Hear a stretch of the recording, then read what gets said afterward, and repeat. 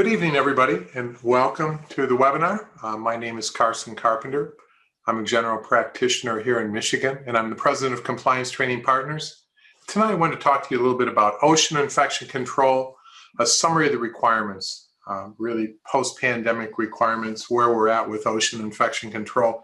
Just so you understand, this isn't an annual retraining course. This isn't the course that you would need to take every year to fulfill OSHA training. This is an awareness course. And I'd like to thank Cranberry for sponsoring this webinar.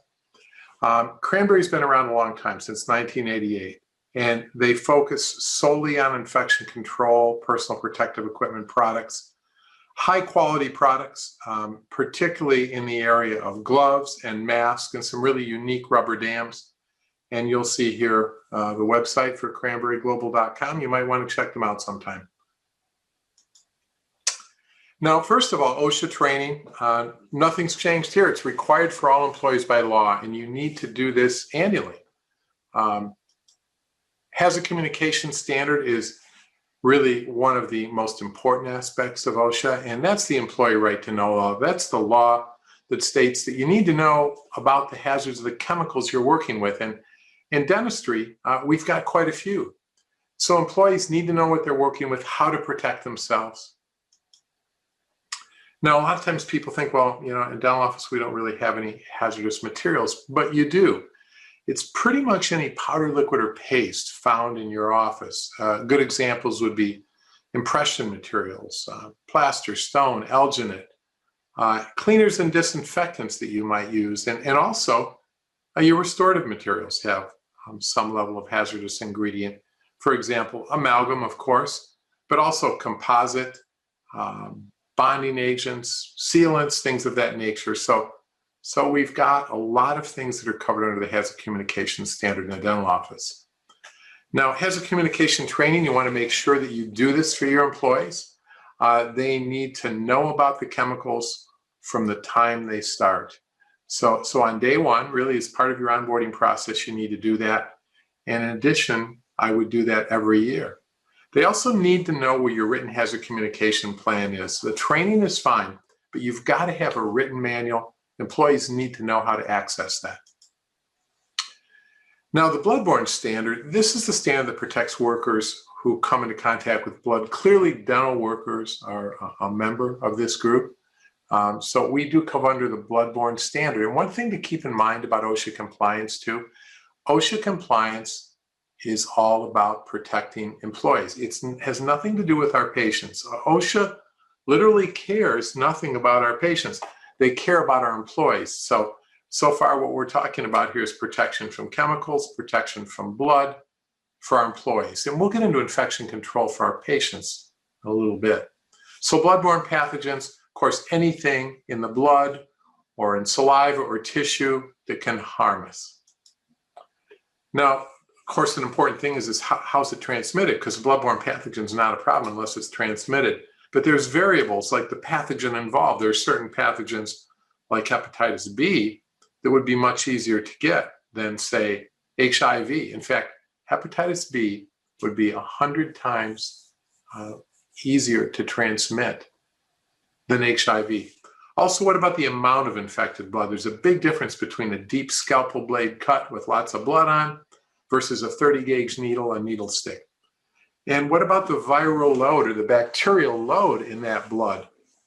If somebody's early in their infection, they don't have a lot of virus in the blood, much less likely it'll be transmitted. And here's one thing we can control, that's post-exposure treatment. Post-exposure treatment is really important, and your training should emphasize that. So people know, what do I do if I get a needle stick? Also, immunization, of course, is very important to protect people against hepatitis B. And in OSHA training, OSHA wants us to focus on hepatitis B, hepatitis C, and HIV. And of course, there's a lot of other bloodborne pathogens. The number could be in the thousands, but if we protect against these, we should protect against the others. One of the most important things that OSHA is always going to ask is that you have a written exposure control plan. So make sure you have a written plan that employees know where it is. And this is really your safety Bible, if you will, of how you're going to protect your team against bloodborne pathogens. Some of the things you need to have in the plan, don't forget that you have to write down the hazards you have, the tasks that you do, which employees have exposure. You need to even list the personal protective equipment that you use. Also, you need to have a process for every year evaluating new products that are out, safer medical devices, OSHA calls it. In other words, what new technology is out there that can make it safer? Maybe it's a new scalpel blade remover or a new type of scalpel blade. Maybe it's some type of special sharps container. And of course, employees need to know how to use and take care of their PPE. In an exposure control plan, you, as I mentioned, need to identify which workers can be exposed. And really, in a dental office, really it's everybody. When you think about it, unless you're in an extremely large facility, in a business office and never walk through the rest of the office, I think everybody in the dental office has potential exposure. So you really want to go over what processes do have exposure, what procedures have exposure. Now, regulated waste, it's important to know how to deal with regulated waste, but I think first, one of the things you need to know is what is unregulated waste? Well, unregulated waste would be things you just throw in the can, in the trash can, in a plastic bag, throw it out in the dumpster. So we're talking about things like waste from your front desk, waste from your operatory, assuming you're not putting in blood-soaked items or teeth or sharps. So regulated waste, unregulated waste, I should say, unregulated waste is waste that you can simply throw out in regular trash. So what's regulated waste? That would be liquid or semi-liquid blood, contaminated items that are saturated. So in other words, a gauze with a little bit of blood on, that can go in regular trash. It's unregulated. When it's soaked, when it's dripping, saturated, whatever word you want to use, now it's regulated waste. Items caked with dried blood that are capable of releasing it during handling. What about pathological and biological items like extracted teeth? That's clearly regulated waste. Biopsy specimens, not really regulated waste that we have to deal with. We take the biopsy, right? We send it to the path lab. They have to deal with it. And of course, our sharps are regulated waste. In your exposure control plan, you need to identify how you handle regulated waste. Note here that regulated waste doesn't include feminine hygiene products and any cotton or gauze if it's not saturated.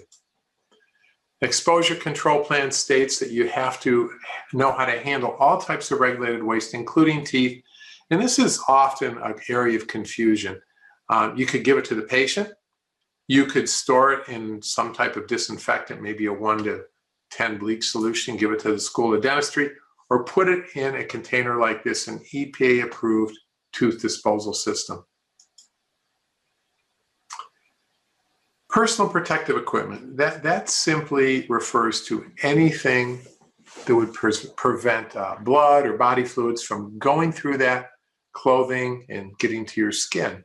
So clothing worn to and from work, you want to remember that's considered street clothes. It needs to be protected from contamination when you're in the dental office. So if you want to have your team wear short sleeve scrubs to and from work and launder them at home, that's okay as long as they're covered, as long as they're protected with a long sleeve, high necked gown or disposable gown, something that you leave at the office. Now, gloves are really one of the most important pieces of PPE. So we need to wear gloves, of course, when we're in the operatory working with patients, but also remember you want to have your favorite set of gloves available when you're going to be handling contaminated items, like in the laboratory. So I have a box in there as well. They need to be replaced between patients if they're torn. And the only glove that you can really reuse would be these heavy-duty nitrile utility gloves that can be decontaminated. And those are for packaging instruments, scrubbing rooms, handling sharps. Personal protective equipment also includes safety eyewear, like safety glasses with side shields, face shields, masks, respirators if you use them, and obviously gloves and your long sleeve fluid resistant clothing.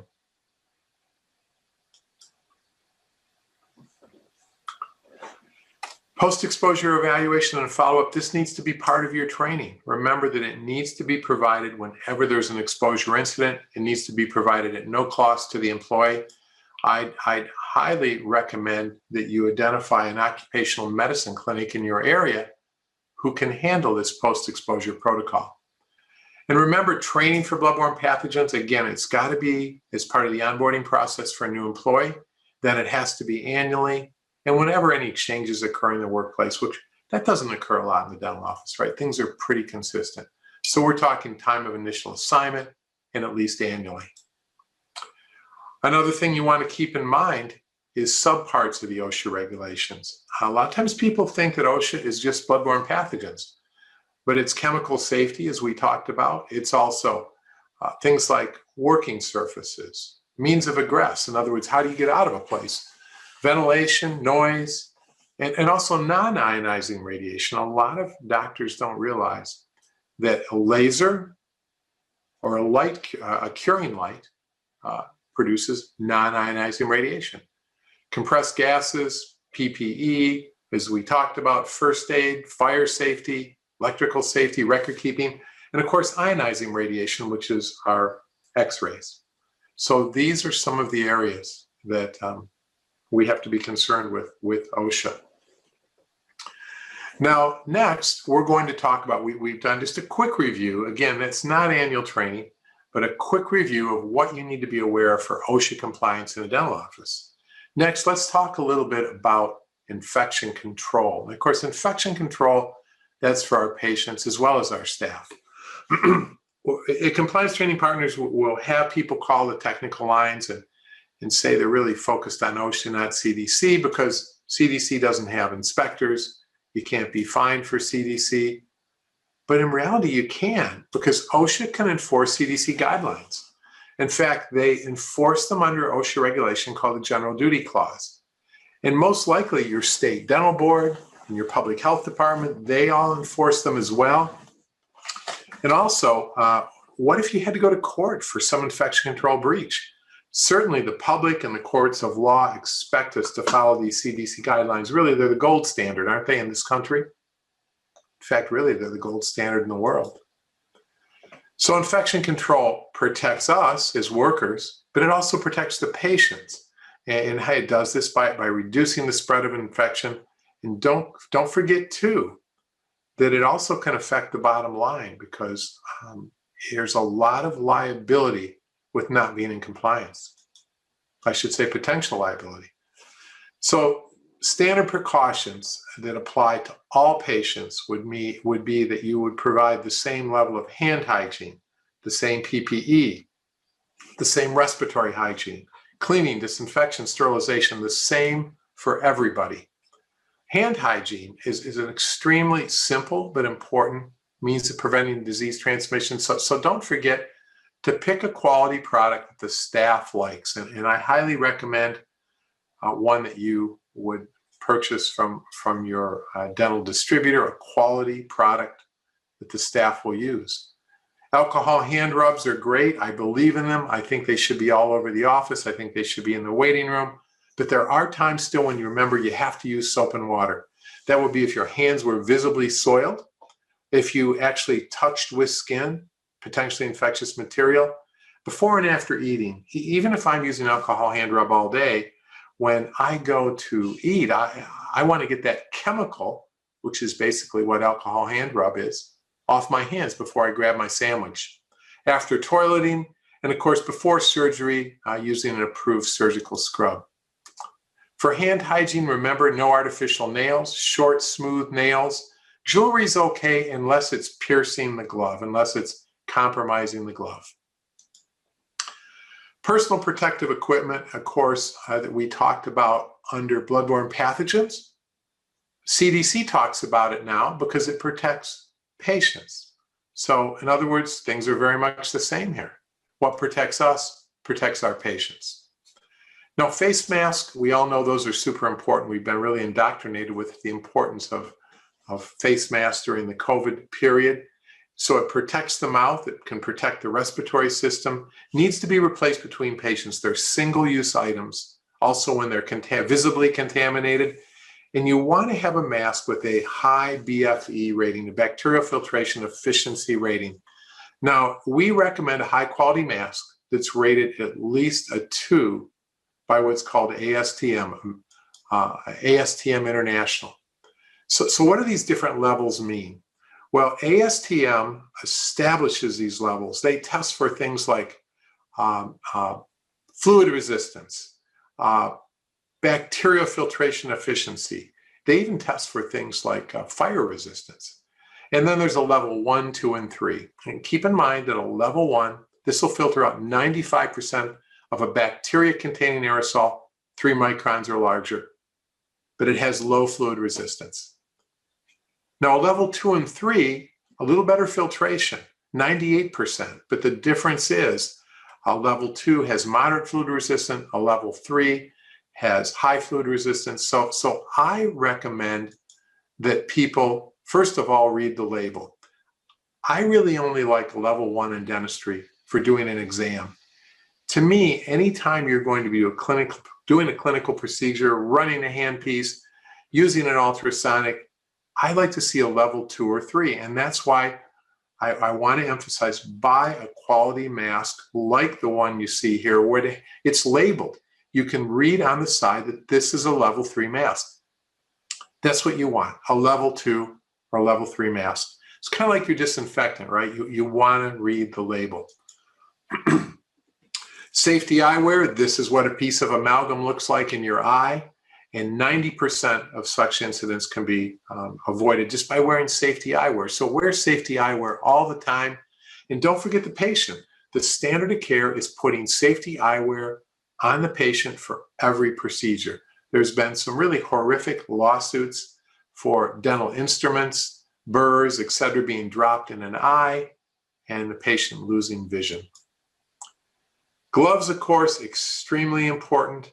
And make sure that you have hypoallergenic gloves available, like you see pictured here, nitrile. Maybe you choose vinyl, but you want to make sure that you have non-latex gloves available. You want to make sure you have sterile surgical gloves.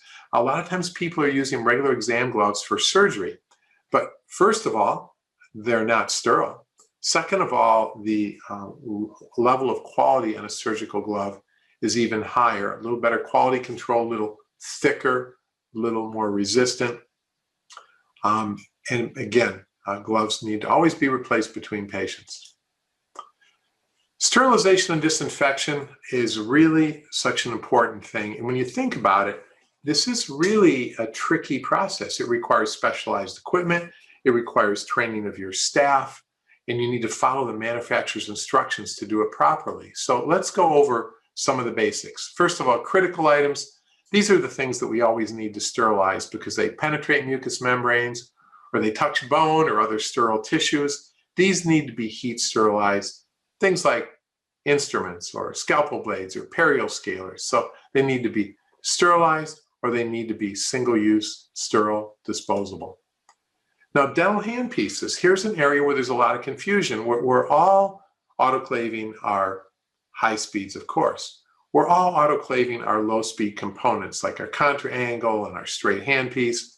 But remember, low-speed motors need to be sterilized between patients because the CDC has come out with that guidance. It's shown that anything that's connected to air or water, any motor, needs to be sterilized. And always remember that to buy a quality handpiece from a quality dealer. Many of these online versions are not even FDA registered, and it's not a good thing to be caught using a non-FDA registered medical device.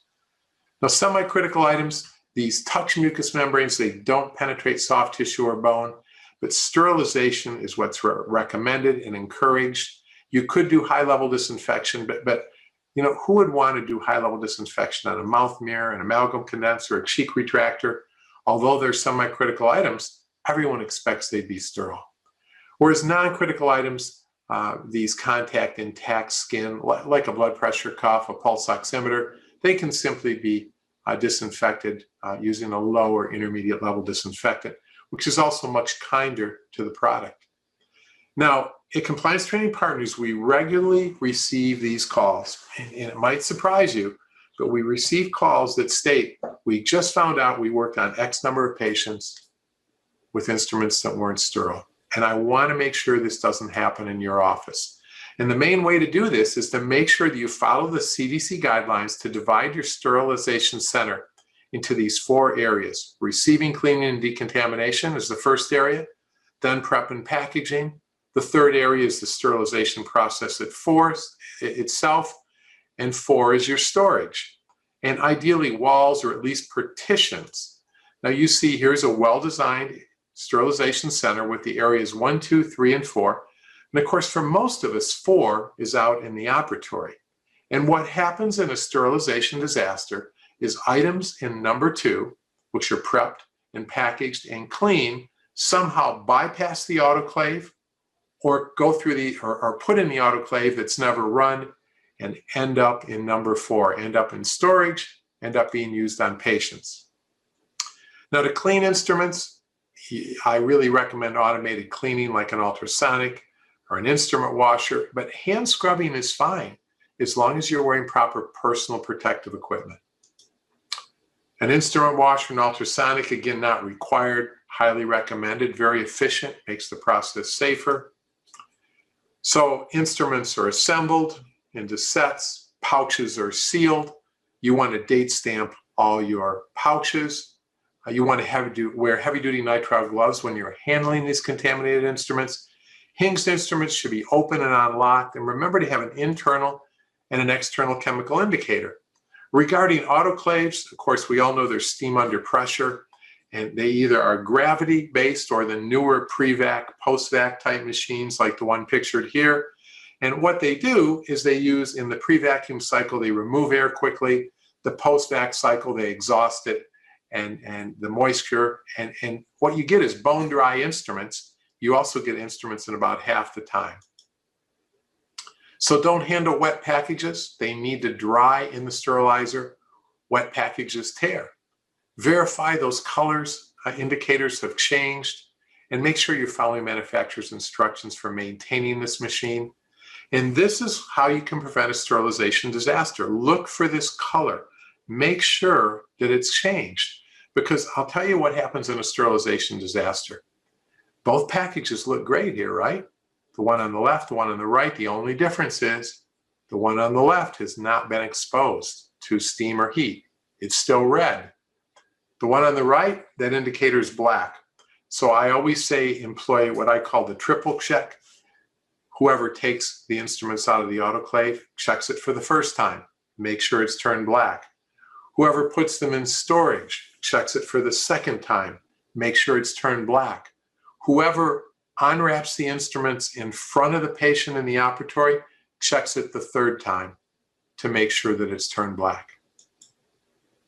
Remember, sterilization pouches need to have a date on them. There's no particular time that you have to use them by. They don't expire, but you always want to use first in, first out. And by having a colored stamp on it of some type, if you have an autoclave fail, you can identify those instruments and recall them. Remember, your spore tests need to be performed weekly, and you need to keep these spore testing logs for a minimum of 3 years. And I want you to keep those, because otherwise, what if some patient accuses you of giving them a disease, they got it somewhere else, probably somewhere in their personal life. I want you to have the documentation you need. Keep these spore testing logs. Now, I'm a real fan of mail-in, because in a dental office, we're all wearing 5 different hats. I think it's a good idea to have an in-office system too, because many times, about 70% of the time, if you get a mail-back test, shows it failed, okay? What you find out is the test was just run the wrong way. But you can't use that machine now, right? You can't use that autoclave. So you reach under the counter, you get an in-office device, an incubator, you can get that result back the same day. Now, environmental surfaces, you need to have written policies for how you clean and disinfect your environmental surfaces in your office. Always remember, cleaning is the first step. You need to clean before you disinfect. Clinical contact surfaces, these are the things that have the surfaces that have the highest potential for direct contamination from spray or splatter or instrument contact or touching them with a gloved hand. Whereas housekeeping surfaces, floors and walls and dental chairs, unused counters, these have a limited risk of disease transmission. To disinfect clinical contact surfaces, you could use a EPA registered intermediate level disinfectant, or you could cover it with a surface barrier. That would be your choice. Whereas with an X-ray sensor, always remember you need to do both. You need to clean the sensor, disinfect it with an EPA registered intermediate level disinfectant, and cover it. For your housekeeping surfaces, you want to routinely clean them with soap and water. The only time I would use your intermediate level disinfectant is if that surface becomes visibly contaminated, say a blood splash on cabinetry. Remember to avoid having carpeting or fabric upholstered furnishings in any of your treatment rooms, any of your labs, any of your instrument processing areas. Now, dental unit water quality is something else I'd like you to look at too. The CDC states our water needs to be under 500 colony-forming units of bacteria. Now, the ADA has set the goal lower at 200 colony-forming units. And if we practiced in Europe, that goal would be even lower at 100. It's easy to do this if you do the things we talk about here. But if you don't, a dental unit has these small tubes, biofilms form, and absolutely your levels will go up if you're not maintaining your water and testing it. And remember, major lawsuits have been filed against dentists with high levels of bacteria. Now, these tests indicate bacterial growth, but if you look at the water, it doesn't smell, doesn't taste bad, it's not colored differently. If you don't test, you won't know. Remember too, for surgical irrigation, if you're doing any type of surgical extractions, you're cutting bones, sectioning teeth, you can't do it with regular operatory water, even if it's clean water that's below 500 colony forming units. You need to use a sterile delivery system like this for water, or simply turn off the water to your high speed and use a bulb syringe and just irrigate it with sterile water. In your dental laboratory, don't forget to clean and disinfect all your impressions and bites and models. Make sure you use an EPA registered intermediate level disinfectant, because what you basically want to do is disinfect these things before you handle them, disinfect these things before you send them to an outside lab, and don't forget to label them with a label like this that lets the lab know that this case has been disinfected with an intermediate level disinfectant. Now, with that, we've gone through just a quick summary of some of the things you need to be doing for OSHA, for infection control, kind of an awareness of what you need to be doing. And next, let's talk a little bit about safely and profitably practicing dentistry in this COVID-19 environment, because obviously it's gotten a whole lot better, but there's still some problems out there, and we still have certain requirements. And I want to update you on what the latest is. First of all, what's OSHA's role? It's really the same as it's always been, to keep the workplace safe for employees. That's what OSHA is all about. And you've probably heard of this emergency temporary standard. Well, the good news is the emergency temporary standard from OSHA no longer applies to most dental offices. The only exception would be a dental office that treats known or suspected COVID-19 patients. But that's probably not you, because that would be a hospital-based practice that has a negative air pressure room, in other words, airborne precautions room, and uses N95 respirators, UV disinfection of the air. The typical dental office isn't doing that, and you are exempt from the emergency temporary standard. So let me tell you what that means as we move on here. So following OSHA regulations, CDC guidelines, that's always been really important. We need to continue to do that. But remember, you want to have a COVID-19 hazard assessment, and you want to have a written COVID-19 safety plan. Glad to have you download the ones we have. They're yours for the taking. Simply go to compliancetrainingpartners.com, click on that COVID-19 Learn More button, You'll find the plans, simply fill in the blanks. Now, the existing regulations are designed to protect the dental team, but remember, continue to provide your annual OSHA training. Continue to provide training to all your new employees as part of the onboarding process. Just a quick review.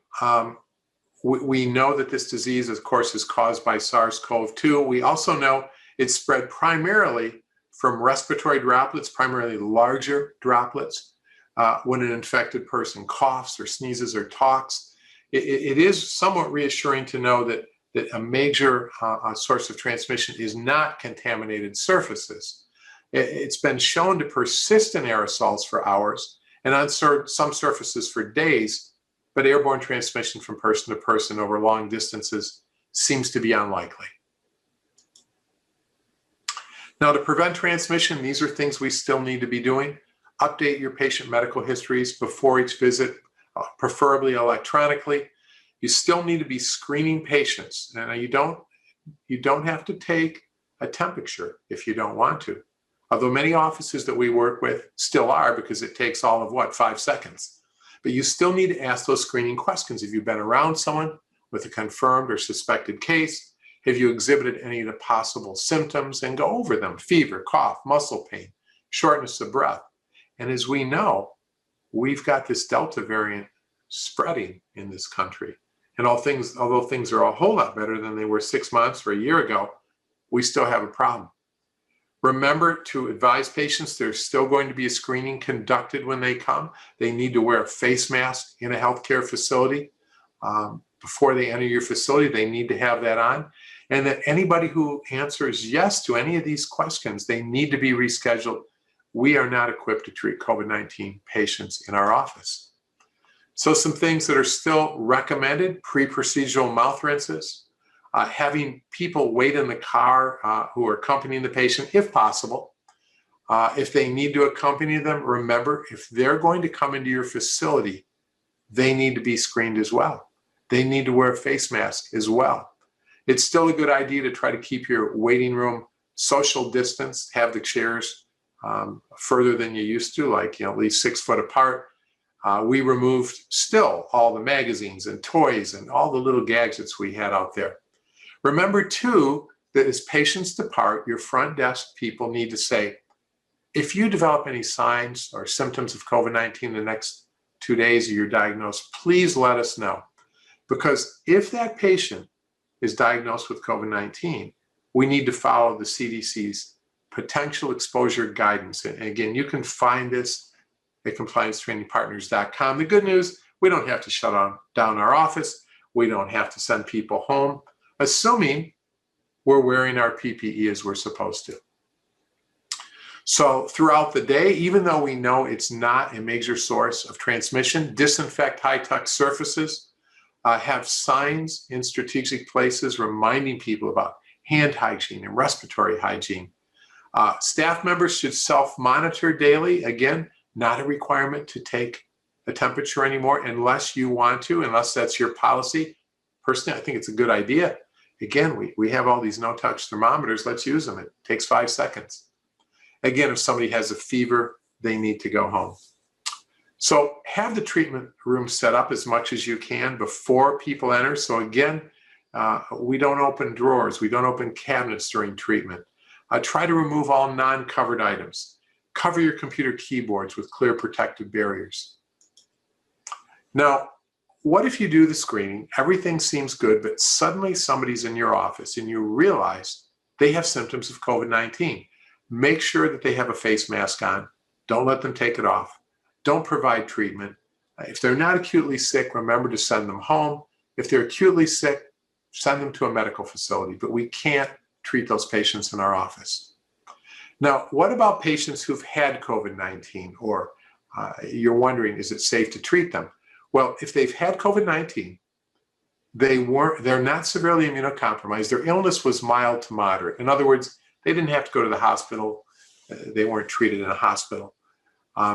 They can discontinue home isolation and come in as long as at least 10 days have passed since their symptoms started. At least 24 hours have passed with no fever, and they're not using fever-reducing meds. They're not taking Tylenol. and their other symptoms have improved.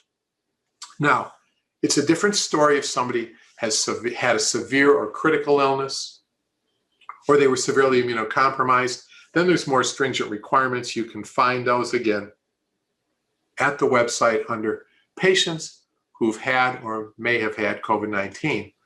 Now, I will tell you that it's the very same guidance for employees. This is identical if you look at this. We have an employee that had it, the same conditions apply. Now, see, if you do have an employee who had COVID-19 and they meet this criteria, they can come back to work. But do take a look at this returning to work after having COVID-19 for healthcare employees. Again, at compliancetrainingpartners.com. Now, it's really been important always, this is nothing new, to know how to properly put on and take off personal protective equipment. So donning and doffing PPE has always been important. But now more than ever, I think COVID-19 has taught us we need to up our game for compliance, for infection control, for OSHA, for use of PPE. And it's really important to put on your PPE and take it off in the proper order. And rather than go through it tonight, I refer you to 2 videos from the CDC on this. And maybe your next staff training session is simply go to our website and play these videos from the CDC on the proper order to don and doff PPE. And again, clothing, just like we talked about earlier in OSHA, you need to have some protective clothing that's left at the office, picked up by a laundry service or laundered in the office. Remember not to wear protective clothing into eating areas. One option might be if you're using, say, long sleeve scrubs, you're working on patients, it's lunchtime, maybe you put a long sleeve, high neck, disposable gown on when you walk into the eating area. That way you don't have to go and take off the clothing. Remember to put all your protective clothing that's going to be laundered in a fluid-resistant bag, labeled with the biohazard label. And again, disposable gowns can be a good option. Now, a face mask or a cloth face covering needs to be worn at all times by dental workers in the office, and that means business staff still. Now this may change down the road, but for a healthcare facility, you need to be doing these things. Dentists, dental assistants, hygienists, you can wear cloth face coverings if you want to preserve face masks, but remember, you need to switch to a surgical face mask when you're providing patient care. And if you are going to wear cloth face covering, it needs to be laundered daily. Personally, I just as soon see everybody wearing face masks. Maybe the front desk, for example, they wear a level 1, a little easier to breathe through. They don't need a level 2 or 3. They don't need fluid resistance.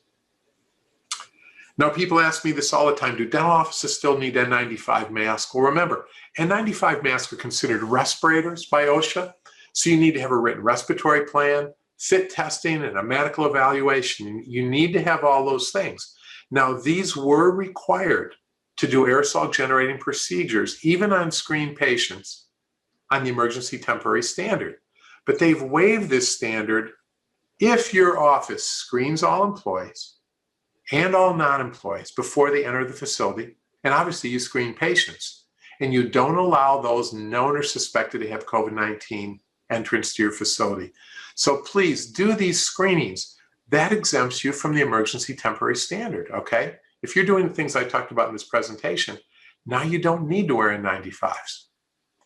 Now, work practice controls, these are things that you can do that will make the office safer. And for COVID, one of the first things CDC mentioned is rubber dams. And remember that a rubber dam, where possible, makes it a lot safer. Also does encouraging sick employees to stay home. Using four-handed dentistry, I mean, you think about it, high volume evacuation can decrease aerosols by 95%. Engineering controls, that simply means devices that make it safer. If you have an opening window, put in the operatory, put a small fan in and direct it to the outside. You've almost created a little mini negative air pressure room. Turn your heating and cooling system fan to on during working hours. If you have air filtration devices, use them. And use directional airflow. And this is a quote from OSHA. From fans to direct air from staff, lounge, kitchen, front desk, and private office areas to patient care areas, not the reverse. In other words, let's make an airflow that makes the air go from the non-patient care areas, like your front desk, like your staff lounge, like your kitchen, towards the operatories. We don't want to pull that contaminated air from the operatory towards your kitchen. Here's some inexpensive Walmart fans blowing the air slowly down the hallway, culminating in evacuating out the window. Cheap, inexpensive, follows OSHA guidelines. Now, some engineering controls also that I like, simply run your vent fans. You've got them in your lab, you've got them in your bathrooms, so just run them, basically full-time during working hours. Some inexpensive things you can do, instead of buying a dozen HEPA filtration machines, talk to your heating and cooling specialist, your heating guy. Say, what can we do to make this better? Often they can do things like put in a better filter, have an increased outside air source, inexpensive, easy. Plexiglass barriers, I think you're all using those. I would continue to use those. Of course, between your front desk crew and your patients. In fact, we still use them even in the break room between employees. And again, here's just pictured a few of the things you can do that are easy and inexpensive that can be done by a heating and cooling specialist. Now, we talked about environmental infection control. The only thing you want to keep in mind during COVID, make sure that the disinfectant you're using, that EPA-registered hospital-grade disinfectant that you're using, is on the EPA's list that's effective against SARS-CoV-2, and that list is called List N. We've put it at the Compliance Training Partners website, easy to find. Most of the major brands are on that list N, and you shouldn't have a problem, but I'd like you to confirm that.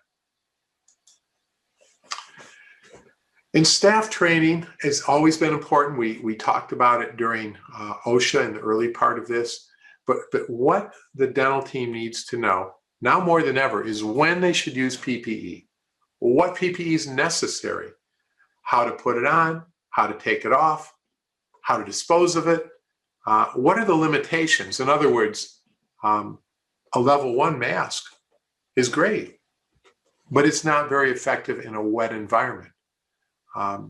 It's really important that people know the limitations. And this can all be incorporated in your annual OSHA training. That's the type of thing you want to do in your annual OSHA infection control training. And I think that you know, I base this on our clients who've really been successful despite COVID. Let your team and your patients know you're following OSHA, CDC, and ADA safety guidelines. And I think a great way to do that is to make sure that it's on your website. Make sure it's maybe on your message on hold. And make sure your staff know how to communicate this, because if they don't have the knowledge to communicate this, you know how it goes. Often patients are going to ask staff rather than the doctor. They'd be embarrassed to ask the doctor sometimes.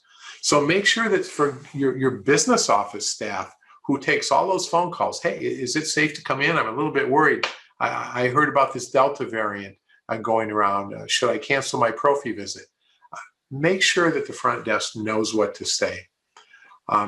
Most importantly, let everybody know safety is the prime importance in your office, and let them know about the record we have in dentistry. We have an incredible record. Do you know that in this country, a little more than 25% of physicians and nurses had COVID? The general population in this country, almost 7% had COVID. In dentistry, 2.6% had COVID. So we really have a great record. And as some of our patients, I'm sure you've heard them say this, said, you know, I'm pretty safe, feel safe and comfortable here. You guys have always worn masks and gloves and glasses. Nobody else did. My chiropractor didn't, my podiatrist didn't, my physician didn't. To keep current, I certainly invite you to visit the compliancetrainingpartners.com webpage. A number of things that, 45 minutes just didn't allow me to go over. Some important information you can find there. And one of the things I would like to do here. Here we go. I think, good, go ahead. I think the last slide is on now. Perfect.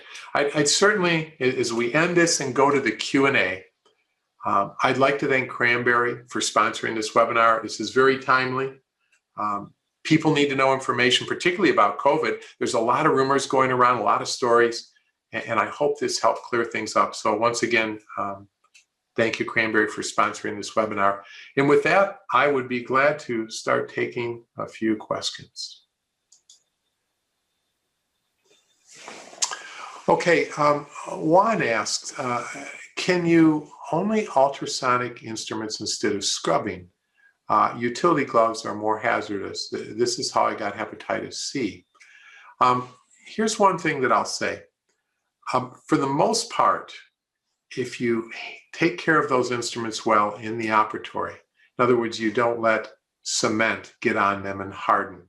When you take them back to the sterilization area, you put them in the ultrasonic immediately so they don't dry out. You don't have to do too much in the way of hand scrubbing. It's fairly rare when we have to hand scrub. Our priority is first, if the instrument washer is open, our cassettes go in the instrument washer. If that's full, they go in the ultrasonic. If that's full, they go in a pre-soak, an enzymatic pre-soak. We don't let them dry out. I'm going to tell you though, you need to have heavy-duty nitrile utility gloves. If you have those, they're quite puncture resistant. There are times you're going to, if you see debris on an instrument, you're going to have to scrub it. How does mask cause an allergy on the face? What I would do is I would switch brands. I know the Cranberry masks that we use, they seem to be quite hypoallergenic. There's masks that I've used that were just miserable, that made my face itch. So what would I do? I would switch brands. How do you dispose of an extracted tooth that has amalgam in it? What you would want to do is use something like I pictured there, a tooth disposal bucket that is our tooth disposal system. You can get them from your distributors. That goes to an EPA approved disposal site.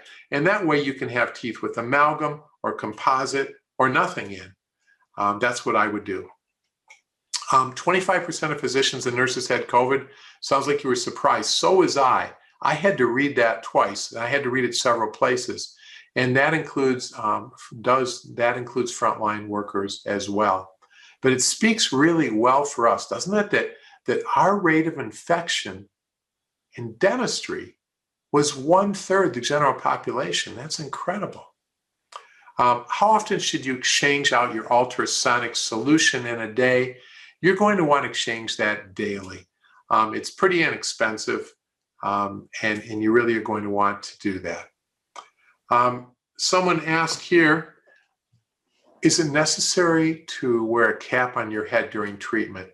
No, it's not. Joanne asked that question. Joanne, I think it's a good idea, particularly if you have long hair, you can put it up and put a cap over it, but it's not required. I think that if you're doing a lot of surgery, I think it's certainly a very good idea, but not required.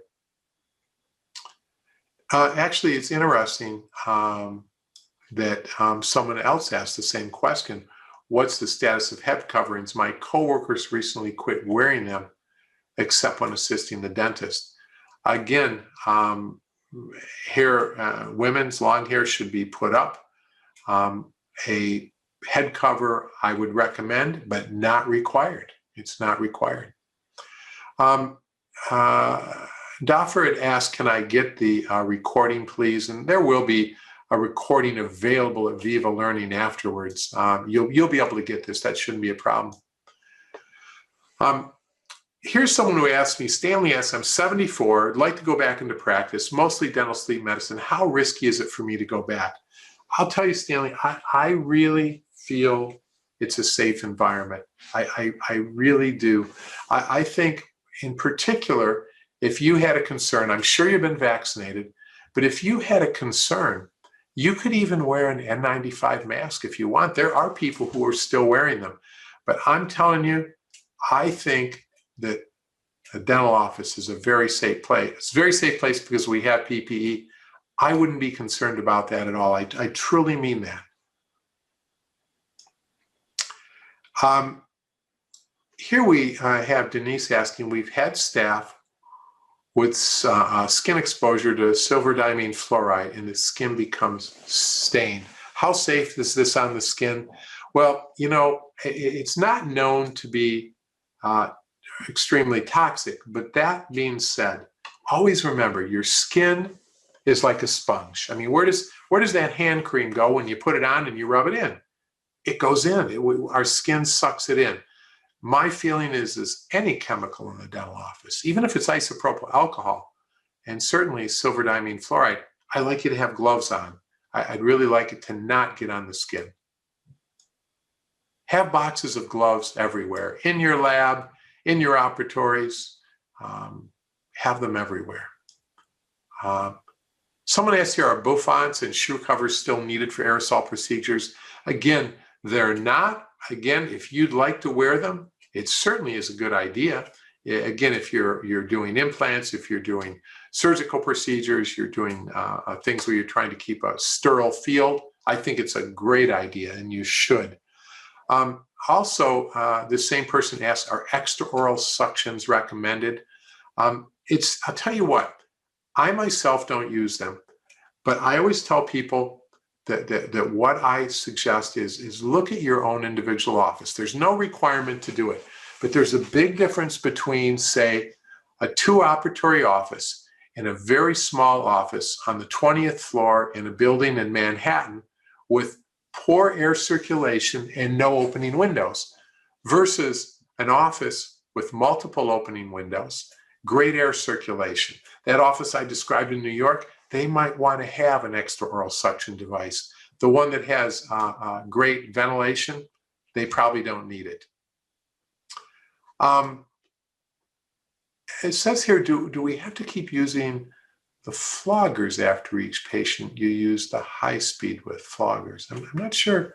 I'm not sure what you mean by that, Catalina. Maybe you could restate that question. Not sure about that, floggers. I understood the reason for date stamping sterilized instruments because they're no longer sterile after 1 month. I have good news for you, Mina. There's no timetable on that. Date stamping is simply so you can use first in, first out. Trust me, if a package is still sealed, if it's 2 months, 3 months, 4 months old, if it's still sealed, it's not torn, you can still use those instruments. How long does it take for Lysol to kill COVID-19? What I would do is I would simply go to the Lysol website and look at the kill time. I don't know the exact kill time. The good news is SARS-CoV-2, which of course causes COVID-19, is fairly easy to kill. So that's good news. Someone asked here, do orthodontic offices still have to do pre-screening? In my office, they stopped last week. I will tell you, a lot of times we'll get that because we get just hundreds of calls a week at compliance training partners from offices all over the country. And a lot of times orthodontic offices think they have to operate or can operate under a different set of rules. Now, while I agree you don't do surgery, you don't have the exposure, you still need to do pre-screening. It only takes a couple of minutes. And what I love about that exempts you from the emergency temporary standard and all the hassle that goes with it. So definitely do the screening. 5-second, 10-second screening. Do I recommend using negative air pressure ventilation in future dental office design? You know, it's really interesting. We have had a couple of clients that did not want to shut down back in the worst of COVID, and they actually put in a negative air pressure room. You know, I'll tell you what, if you think that pandemics or things like this could be in the future, I would talk to a licensed heating and cooling person that has expertise in negative air pressure rooms. That would be someone who knows how to set up, say, ventilation systems in a hospital. And they could certainly do a negative air pressure room for you. I myself, I'm not doing it. I just feel that for the few patients I would have, I would refer that to a hospital-based dentist.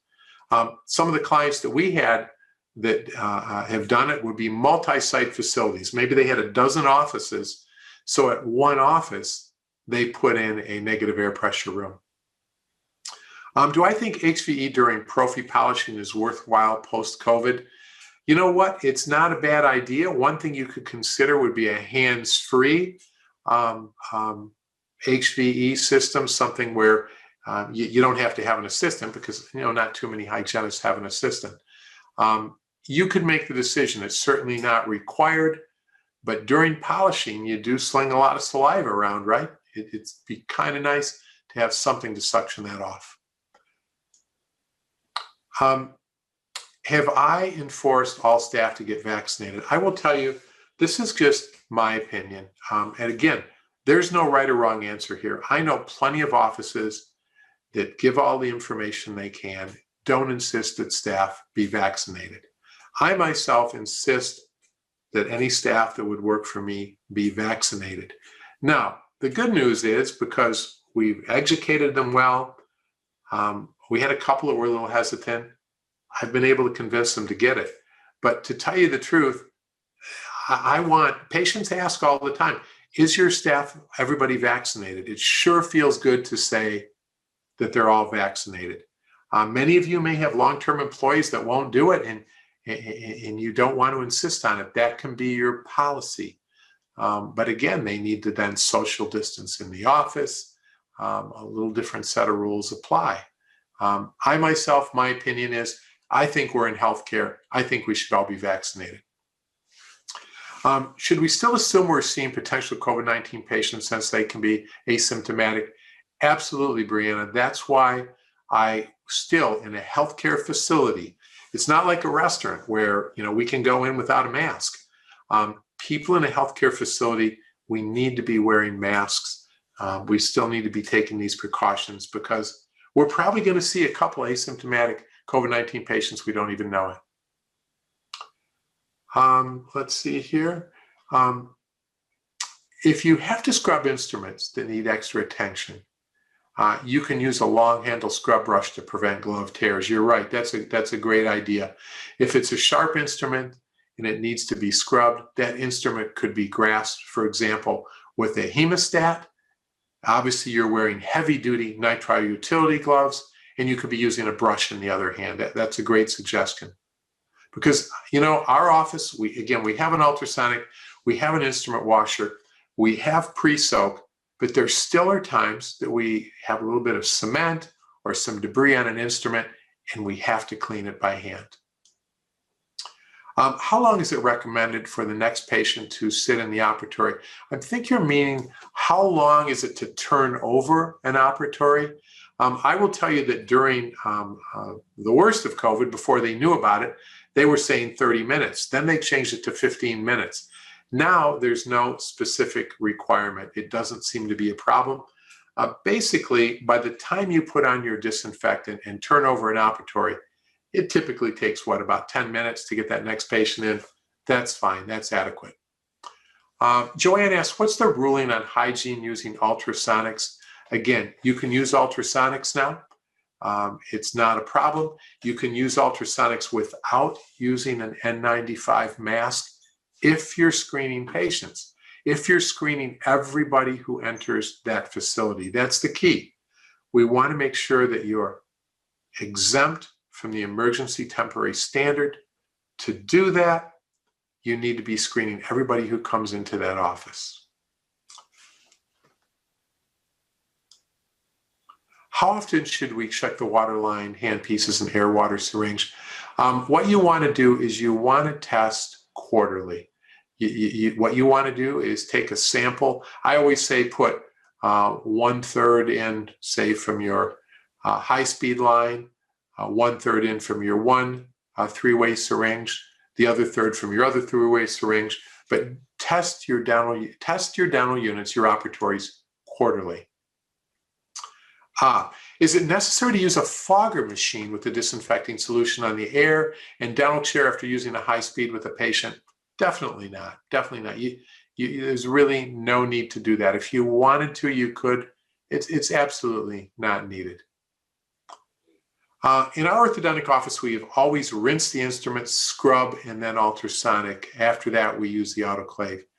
That's fine. That's fine. Just remember to wear that personal protective equipment, mask, not your exam gloves, not your thin exam gloves, even a quality glove. That won't do. A nitrile utility glove, heavy duty glove. Someone else, I guess this is kind of a repeat question. How long should we take to disinfect an operatory? You know, the key thing is read the bottle. Some disinfectants may take 5 minutes. Some may take 3, some may take 7. Typically, no matter how long it takes, by the time you clean it, disinfect it, no matter how fast you go, it's going to take about 10 minutes. But make sure that your disinfectant is sitting on for the time that the instructions for use say. What pre-procedural mouth rinse do I recommend? I will tell you that the good news is that there isn't a study that says one particular one works. You could have your choice. You could use one of the essential oils over the counter, like Listerine. You could use one that you make yourself by diluting hydrogen peroxide, maybe 1 to 10. You could use chlorhexidine. The key is any pre-procedural mouth rinse is going to help. And someone asked here, do I still think it's a good idea to use hydrogen peroxide rinse before every procedure? You know, it really decreases, has a potential to decrease virus and bacterial load. We're working on that patient. That's one of those things that I think might stick after COVID. We've upped our infection control game, and I think that's a really good thing. Now with that, we're a few minutes after. I hope this was beneficial. I hope you enjoyed the webinar, and that I'll get to see you on one again. And thank you all for attending. Thank you for your interest in infection control.